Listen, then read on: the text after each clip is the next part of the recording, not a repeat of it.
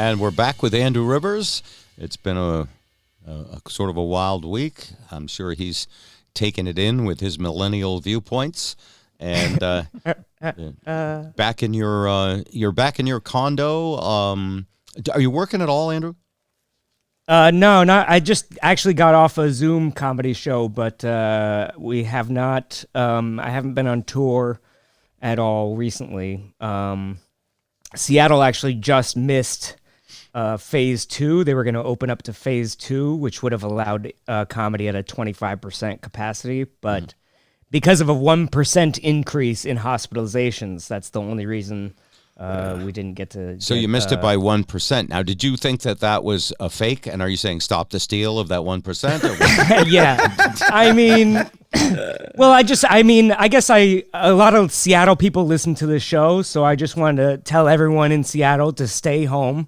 We're so, especially if you have coronavirus, do not go to the hospital. Just stay home and tough it out. Tough it out.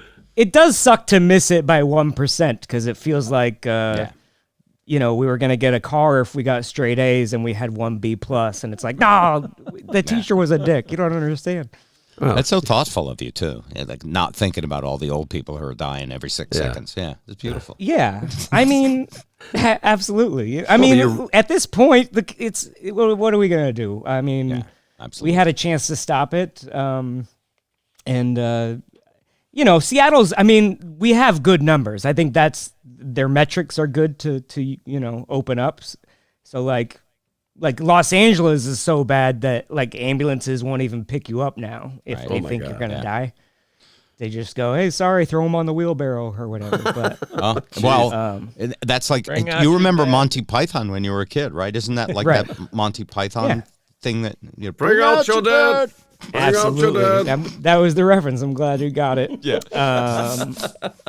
Well, I mean, the problem is the ICU is the LA has like 100 and something % occupancy for their ICUs are full. Right. Unless you're Larry King, then you can go straight to ICU. They let me right in without a thing. Absolutely. They've got a lizard section.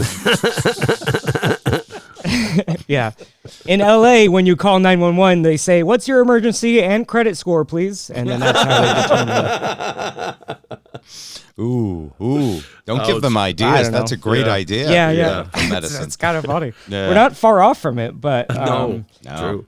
But there is. I mean, I think there is hope on the horizon. I mean, Trump. He loved to brag how he shut down travel from China, and that's one of the reasons we have such low numbers. But now they have this new variant in the UK, and today actually Trump announced an executive order to bring back the Concord Jet.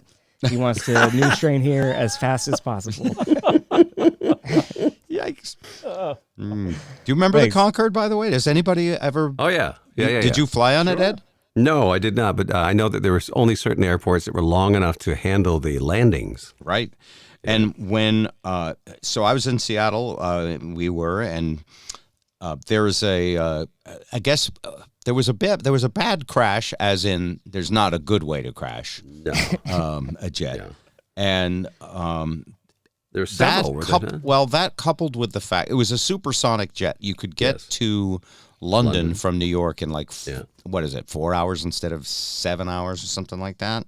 Phil Collins played both ends of whatever it was, Live Aid. Yes. Remember, he flew Concord. Yes. And so the tickets had to be too expensive for anybody to actually take it. It was not profitable.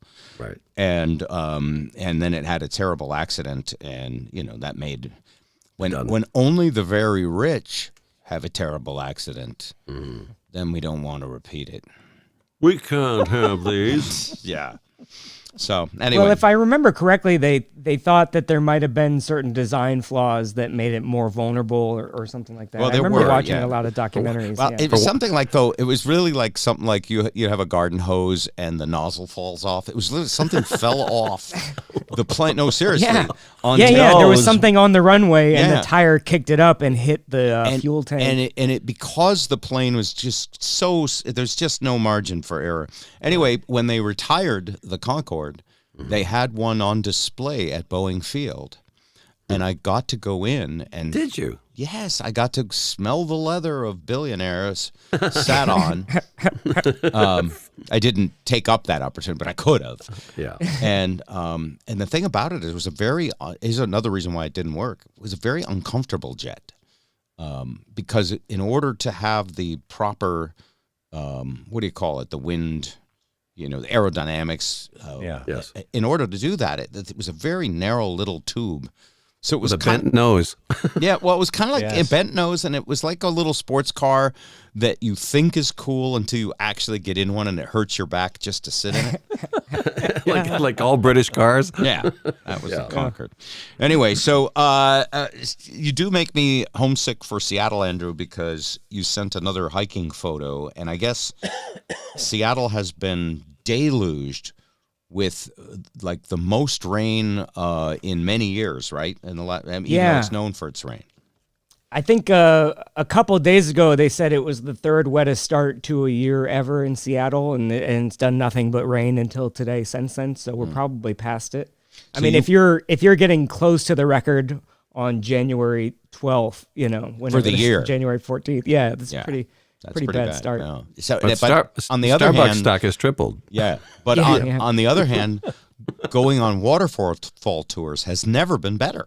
Right.